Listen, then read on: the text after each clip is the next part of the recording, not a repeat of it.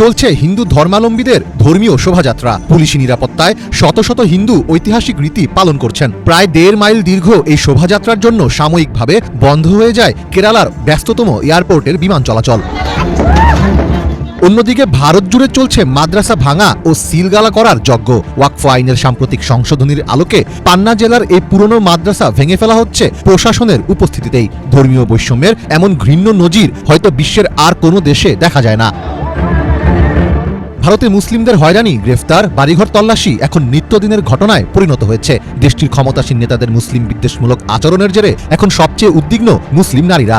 সম্প্রতি উত্তরপ্রদেশের মুজাফফরনগরে জোর করে এক নারীর হিজাব খুলে দেওয়ার অভিযোগ উঠেছে। সামাজিক মাধ্যমে ভাইরাল হওয়া এক ভিডিওতে দেখা যায় একজন পুরুষ জোর করে নারীর হিজাব খুলে ফেলছে। অন্যরা তাকে এবং তার সঙ্গে থাকা পুরুষকে গালিগালাজ ও শারীরিকভাবে লাঞ্ছিত করছে।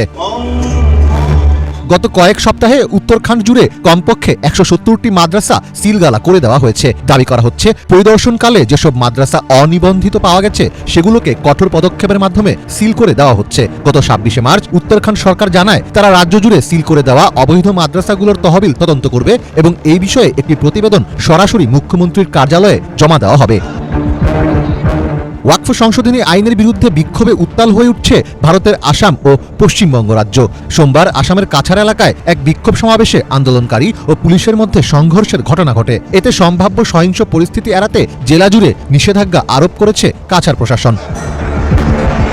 আসামের বিরোধী দলীয় তৃণমূল কংগ্রেস নেতা রিপন বোরা মনে করছেন মুসলিম বিরোধী এজেন্ডা বাস্তবায়নের লক্ষ্যে বিজেপি সারা ভারতে তাদের উপর নির্যাতন চালাচ্ছে। তার মতে বিজেপির এজেন্ডা হলো এক দেশ এক ধর্ম বাস্তবায়ন। রবিবার মিডল ইস্ট মনিটরের এক তথ্যচিত্রে বোরা বলেছেন আসামের মুখ্যমন্ত্রী হিমন্ত বিশ্ব শর্মা ক্র্যাকডাউনের নামে মুসলিমদের উপর নির্যাতন চালাচ্ছে। তারা অবৈধ গণগ্রেফতারের মাধ্যমে মুসলিমদের লক্ষ্যবস্তু করেছে, নির্বিচারে তাদের বাড়িঘর, মসজিদ ও মাদ্রাসা ভেঙে দিয়েছে এবং হাজার হাজার মানুষকে আটক কেন্দ্রে আটক করেছে। এসব ঘটনা এখন সাধারণ বিষয়ে পরিণত হয়েছে।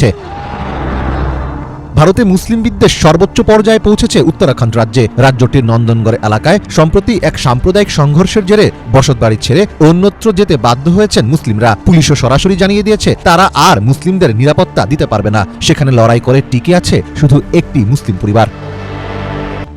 এই মুহূর্তে আপনারা দেখতে পেলেন ভারতে উত্তরাখণ্ডে ইসলামিক মাদ্রাসাগুলো সিলগালা করছে। তো এইরকম নিত্য নতুন ভিডিও পেতে নিউজ বাংলা 1218 সাথে থাকুন। আমি পলাশ এই মুহূর্তে বিদায় নিচ্ছি, ফিরছি আবারও নতুন কোনো খবর নিয়ে।